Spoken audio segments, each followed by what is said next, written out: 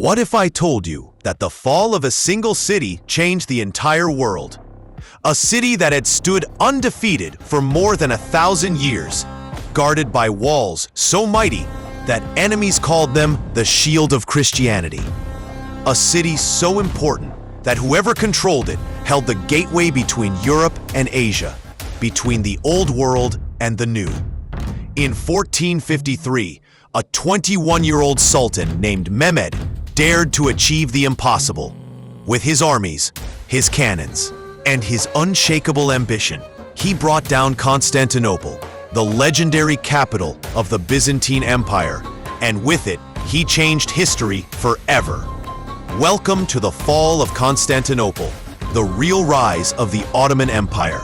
In this story, we will uncover why Constantinople was the most coveted city in the medieval world, how a young Ottoman sultan turned prophecy into reality, and how this single event gave birth to a new age, shaping trade, religion, and the very destiny of our modern world. Constantinople was more than just a capital.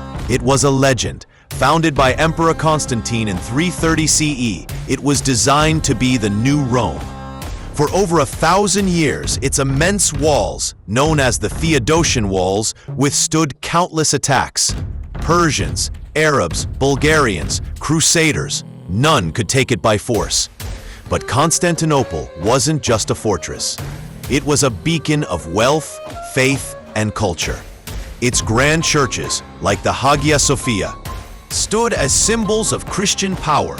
Its markets connected Europe to the riches of the Silk Road.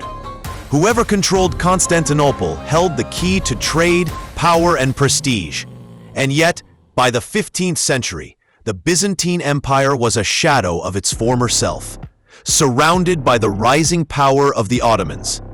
In 1451, the Ottomans gained a new ruler, Mehmed II. Barely 19 years old, many underestimated him. But Mehmed was no ordinary ruler. He was a visionary, a scholar, and above all, a conqueror in waiting. He had one dream: to take Constantinople. He believed it was his destiny, written in prophecy. The Prophet Muhammad himself was said to have foretold, "One day, Constantinople shall be conquered. How wonderful will be the commander who conquers it, and how wonderful his army." Mehmed wanted to be that commander. Mehmed prepared like no one before him. He built a fortress on the Bosphorus to choke the city's supplies. He assembled an army of over 80,000 men. And most famously, he commissioned a Hungarian engineer to build massive cannons, so large they could hurl stones weighing half a ton, capable of shaking the earth with every shot. In April 1453, the siege began. Day and night, the cannons roared. For 53 days, the walls trembled under relentless fire. Inside the city, only 7,000 defenders stood against the massive Ottoman army.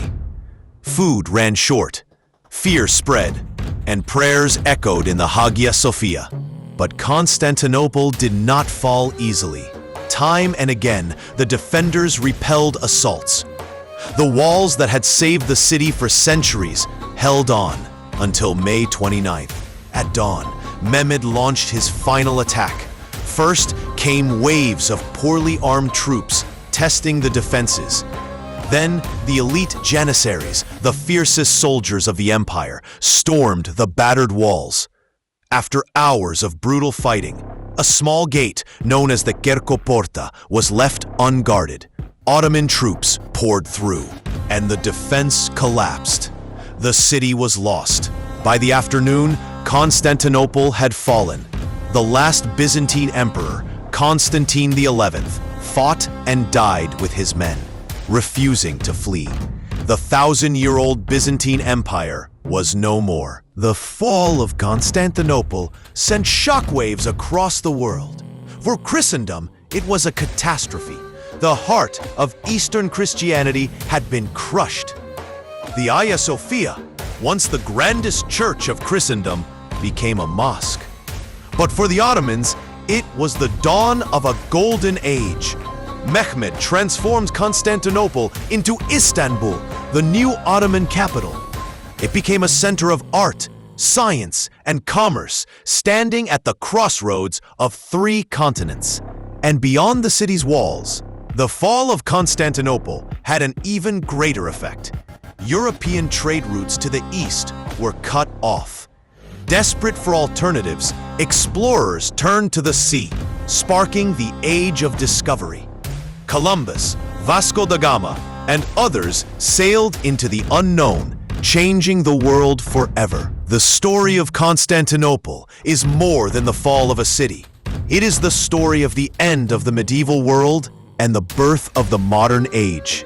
Mehmed II, once doubted as a boy, became Mehmed the Conqueror, forever etched in history as the man who accomplished the impossible.